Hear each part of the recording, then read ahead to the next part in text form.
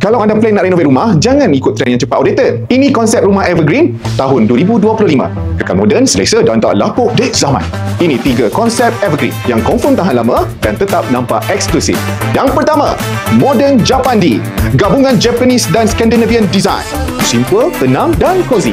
Gunakan warna natural, material kayu dan banyakkan cahaya semula jadi supaya rumah rasa lebih luas dan relaxing. Ini sesuai untuk yang suka konsep minimalis tapi tetap warm dan selesa. Yang kedua, Modern Contemporary. Konsep yang elegan dengan kombinasi warna, monokrom dan earth tone. Gunakan material marble, kaca dan besi untuk nampak lebih eksklusif dan mewah.